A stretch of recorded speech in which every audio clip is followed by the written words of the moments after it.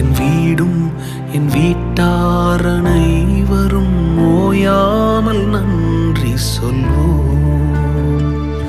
ஒரு கரு போல காத்தீரே நன்றி, என்னை சிதையாமல் சுமந்தீரே நன்றி.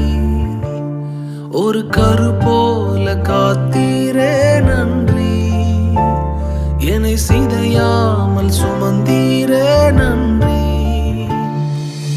எபினேசரே எபினேசரே, இந்நாள் வரை சுமந்த